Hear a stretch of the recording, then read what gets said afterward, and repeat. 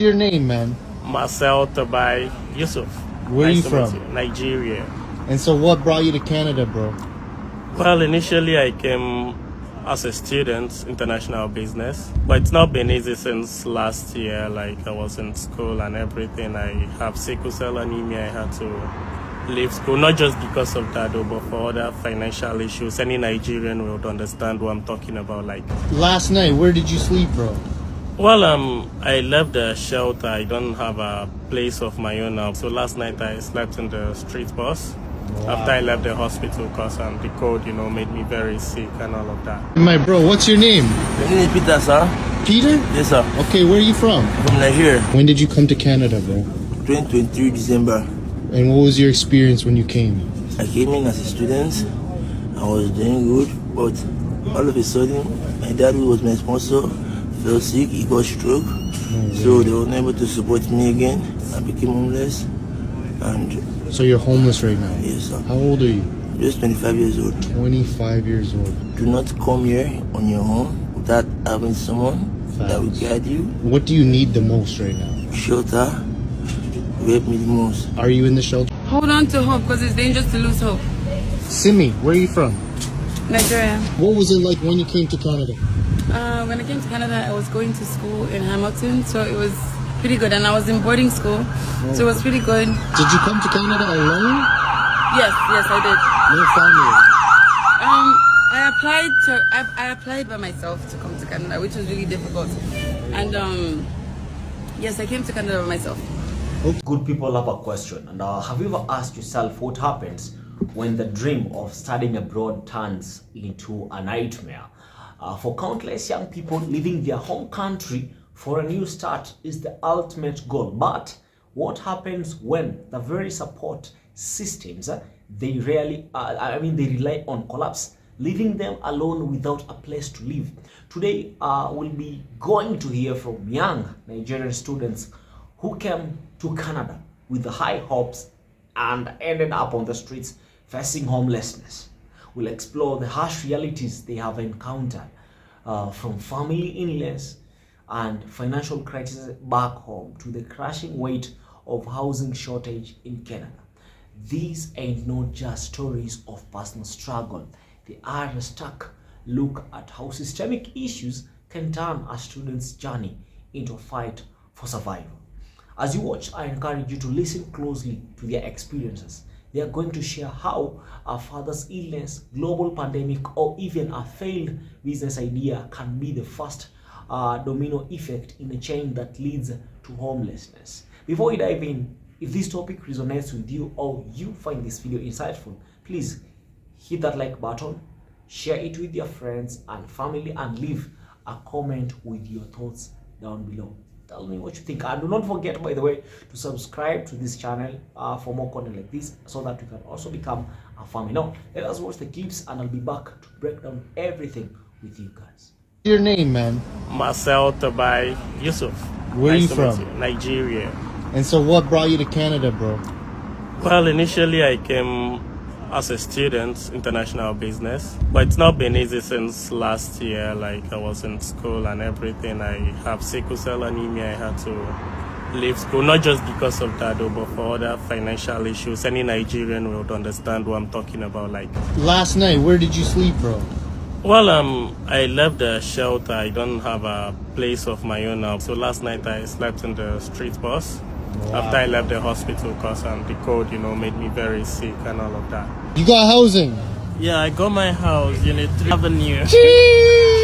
Congratulations, bro. That's something I done. What was it feeling when you first walked in and they gave you the keys and shit? Whoa, it felt like peace. Oh, Canada is a good country, but for those thinking you come here, you make money and everything, it's not as easy as you think. You would make it eventually, but you can't just think it's going to be easy. You'd really work hard, and it's going to, because there are a lot of Canadians too who are not having it easy. A lot of people here in debt. A lot of people who even moved from Africa here as well are not doing good, and one like me, I'm having it very tough right now. It's never been this tough for me. I used to do delivery before, but to get by when I got my work permits this year, but now it's really tough because I lost my phone and the e-bike I borrowed was stolen as well, and now I owe the person about $700. Yeah. So. And you came to Canada alone or with family? Yeah, I came alone. Like my mom sponsored everything. My parents actually, my dad actually supported a little. And when you talk to them now, like, what are they saying to you? You know, the thing is, my mom would still have been able to support me, but after the COVID, like the borders were closed, and her main source of income is import and export. She also deals with agriculture, but I don't even like to disturb her because I know what she's passing through back home herself. Like, she had to even sell her car. So I don't like to trouble her. I know if she had, I don't even need to ask her. Like, My bro, what's your name? My name is Peter, sir. Peter? Yes, sir. Okay, where are you from? From Nigeria. When did you come to Canada, bro? 2023 December. And what was your experience when you came? I came in as a student. I was doing good, but all of a sudden, my dad, who was my sponsor, fell sick. He got stroke. So they were unable to support me again. I became homeless. And So you're homeless right now? yes, sir. How old are you? Just 25 years old. 25 years old. Do not come here on your own without having someone that will guide you. What do you need the most right now? Shelter will help me the most. Are you in the shelters right now? No, Warming shelters? no one shelter. They're open. I don't know anyone around here. Okay, after this I'm gonna tell you. All I want my future, I was able to finish with school. You did? I did finish. Oh, okay. But I want my future to go back to school, just be successful and get out of this. It's not easy. What if your family sees this video? If they see this video, especially my mom, she will be surprised. You're here alone. Of course you're gonna struggle, bro. You know what I mean? I know. Don't think that they will hate you. Do you know? That's your family, bro. They'll love you no matter what, you know? Hold on to hope because it's dangerous to lose hope. Simi, where are you from? Nigeria. What was it like when you came to Canada? When I came to Canada, I was going to school in Hamilton, so it was pretty good. And I was in boarding school, so it was pretty good. Did you come to Canada alone? Yes, I did. No family. I applied by myself to come to Canada, which was really difficult. And yes, I came to Canada by myself. Okay, and so how did you end up on the streets? It's a long story, but it's mostly because I invested in business. I invested in a business idea that failed. I was in Nigerian college just down the street, and I had a fashion business. And, and also the housing, like the change with housing prices in Toronto. Also my mental health, anxiety. I struggle with anxiety, and so working a 9 to 5 is quite difficult. So I'm trying to figure out what to do and how to balance myself. There is an issue with housing. You know, it's not so much detox. It's not so much hospitals. It's not so much like the mental health, like the therapy. It's more so housing that there's issues with. So are you currently homeless? I'm working on it. Yusuf, yeah, so I'm from Nigeria originally, and then came to Canada as a student in 2020 just after the COVID session, and I was in school doing so well initially, but things happened back home. Dad got ill, the dollar rise, and my parents could not really afford my fees again and to take care of me, so started looking for shelters and alternatives and to get the refugee status so I can get my life back together by myself. So that's why I'm new to this street, and I was at my Maxwell Megan Center, the Salvation Army, in the past, but because of my health condition, I have a health condition called sickle cell. They said the environment was not so good for me, so they referred me elsewhere. So it's still on this street though, but it's just down there, and I just come here to see my friends, my homies, and everything. So that's it. Cool now. And your plans? My plans, yeah, I just come here, I sit, and my plans for the future actually is to be a businessman, to deal in business and everything. So I'm studying business in school, like I told you, Yes. international business. Correct. So yeah, I want to really know much about business, because you really need to, if you study the rich people, you see, they don't try to make money, they try to grow money. So you really need to learn that. So I want to learn how to grow money actually. Information. So, You need information. yeah, exactly. Information So is key. But yeah, that's what why made you want to do business? Because my mom's a businesswoman and she was very successful back then. But Allah made her successful. Okay. By the grace of What God. type of business do you want to get into? Well, import, exports, that's the best. That's my guy, yeah. Okay. Nice. All right. Take care. Thank you. Welcome back. After hearing those powerful stories, it is clear that the journeys of these young Nigerian students aren't just about bad luck. They are deeply intertwined with complex systemic issues in Canada. Let us break down some of the key factors that led to these bright, ambitious individuals to homelessness. Number one, I want us to talk about the systemic failings behind the student homelessness. And there is the financial instability and high costs. For many of these students, came to Canada relying on family support that was a ticking time bomb. Yes, one student's financial lifeline was cut off after his father, his only sponsor, suffered a stroke.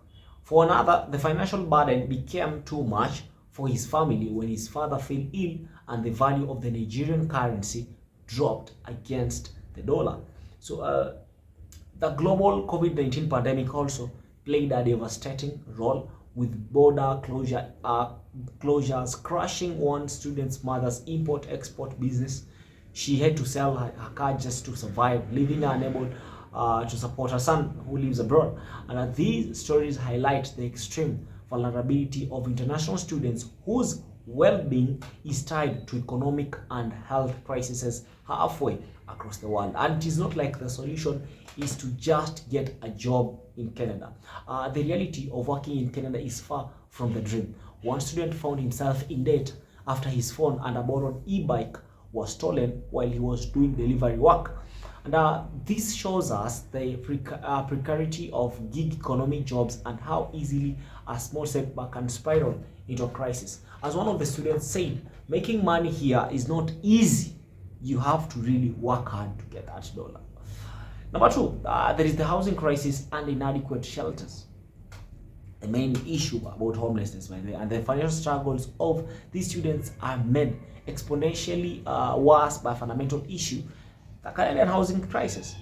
One student with sickle cell anemia was turned away from Salvation Army shelter because the environment wasn't safe for his health. He had no other options, right? Another person discharged from the hospital was forced to sleep on a street bus because he had no place of his own. This is not just a lack of availability housing. It is a failure of the shelter system to accommodate people with diverse needs. Simei, one of the students, stated that the housing crisis in Toronto is a bigger problem than hospitals or therapy for mental health. This perspective is critical. It suggests that without a stable home, other support systems from mental health services to healthcare become ineffective. Number three, there is the lack of comprehensive support and guidance. And this is another glaring gap for the international students. Peter's advice is chilling, simply but powerful. Do not come here on your own without having someone that will guide you.